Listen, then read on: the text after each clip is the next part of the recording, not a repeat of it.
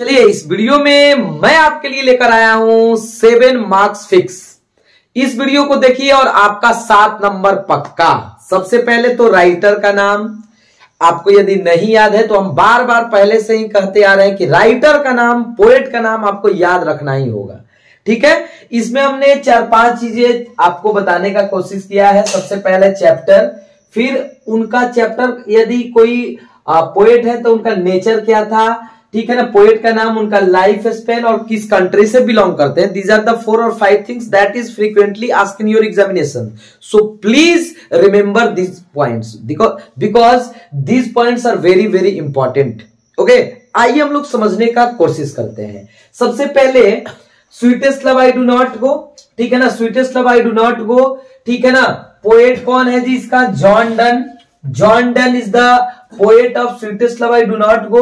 ये metaphysical poet, metaphysical आध्यात्मिक पूछा जाता है। Who is called the metaphysical poet? John Donne. ये जॉन डन इज कॉल्ड, तो आपको मेटाफिजिकल ऑप्शन में रहेगा, तो this will be your answer. Okay, आगे देखिए।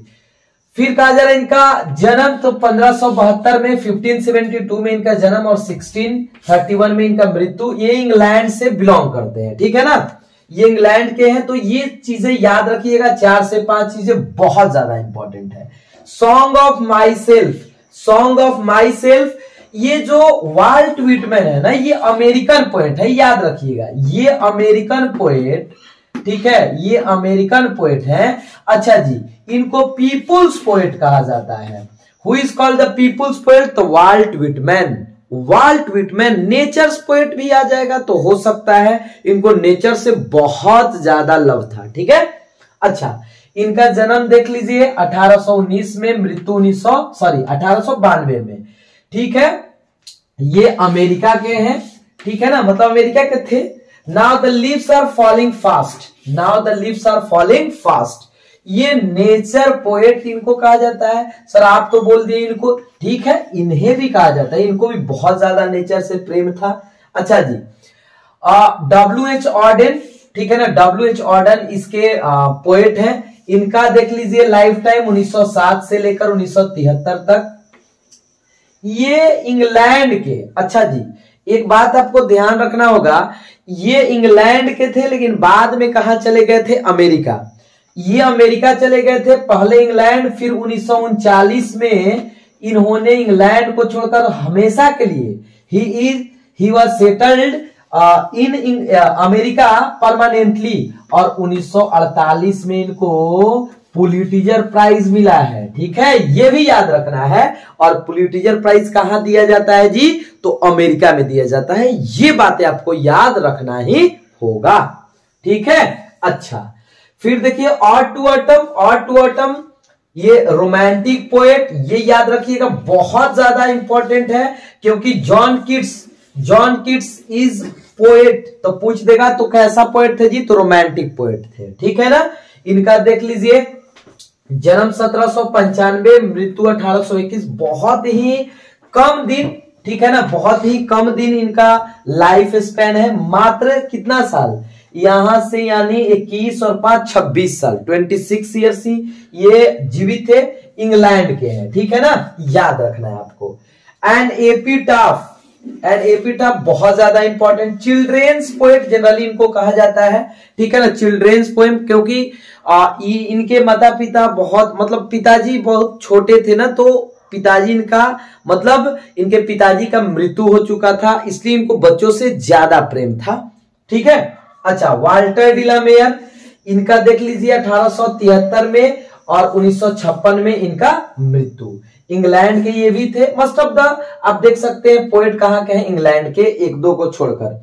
2 इंडियन है, एक आपका अमेरिकन है, ठीक है ना, देखिएगा। फिर आपका देखिए द सोल्जर, द सोल्जर, ठीक है ना, ये एक वार, इन्हें वार पोएट कहा जाता है। रूपर्ट ब्रुक, रूपर्ट ब्रुक इसके क्या है जी? राइटर हैं। आपको ये भी ध्यान रखना है, वार पोएट, ये सोनेट है। सोनेट का मतलब होता है ए पोएम ऑफ 14 लाइन्स, ठीक है ना। यहां भी पूछा जाता है, जो हमने ऑड टू ऑटम देखा कि ऑड टू ऑटम में प्रत्येक स्टेंजा कितने लाइन का है? तो 11 लाइन्स का है। ये भी आपको याद रखना है, ठीक है ना, ये भी आपको याद रखना है। ठीक है। तो रूपर्ट ब्रूक जन्म देख लीजिए, ये भी बहुत कम दिनों तक ही जीवित थे, 1887 से 1915, यानी 15 और 13 मात्र 28 ईयर्स, ठीक है ना। इंग्लैंड के ये भी थे, ये तो इंग्लैंड का इसमें प्रशंसा ही करते हैं, ठीक है ना, वार पोएट हैं, ये आपको ध्यान रखना है, ठीक। Macavity the mystery cat, Macavity there is no one like Macavity, बहुत ही शानदार एक पोएम है, ठीक है ना। टी.एस. इलियट के द्वारा 1888 में जन्म, 1965 में मृत्यु। ये इंग्लैंड और अमेरिका क्या लिखा हुआ है, यानी ये इंग्लैंड जैसे ये अमेरिकन थे, ठीक है ना, और बाद में ये इंग्लैंड आकर बस गए, ये भी आपको ध्यान रखना है। तो ये थोड़ा सा दो पोएट ऐसे हैं, ठीक है ना, दो जो एक्सचेंज किए हैं, जैसे आप देख सकते हो, now the leaves are falling fast, W.H. Auden पहले इंग्लैंड में जन्म, अमेरिका में जाकर बस गए। टी.एस. इलियट अमेरिका में जन्म, आप बाद में कहां चले गए, इंग्लैंड में, ठीक है। तो ये चीजें आपको याद रखना है। फायरहाइम देखिए जरा, ये केकीएन दारू वाला, ये इंडियन है, आपको याद रखना है, इंडिया से बिलोंग करते हैं, ठीक है ना, ये इंडिया। स्नेक, ठीक है, D.H. लॉरेंस 1885 से लेकर 1930, ये कहां का, इंग्लैंड का, ठीक है ना। और my grand mother house, autobiography, मान लीजिए ये ऑटोबायोग्राफिकल इन्हें कहा जाता है, ये ज्यादातर ऑटोबायोग्राफी लिखा करती थी। इनका 1934 में जन्म, 2009 में मृत्यु, ये भी इंडिया, यानी भारत के इंडिया के दो, ठीक है। एक तो आप देख सकते हैं केकीएन दारू वाला, ठीक है ना, और एक कमला दास। और अमेरिका के कितने हैं जी, आप देख सकते हैं, एक तो मान लीजिए वाल्ट विटमैन, एक वाल्ट विटमैन ही थे जो स्पेशल अमेरिकन थे, ठीक है। यहां भले ही बाद में अमेरिका, बाकी सब इंग्लैंड के ही हैं जनरली, आपको ये भी ध्यान रखना होगा, ठीक है। तो इस वीडियो से आपको बहुत ज्यादा इंपॉर्टेंट इंफॉर्मेशन ये मिला। सबसे पहले पोएट का नाम, उनका जन्म, उनका मृत्यु, वो नेचर से कैसे पोएट थे। तो these are the very most important things which are very very important for you, ठीक है ना। उम्मीद करते हैं कि ये वीडियो आपको पसंद आया होगा और साथ ही साथ आपके लिए बहुत ज्यादा बेनिफिशियल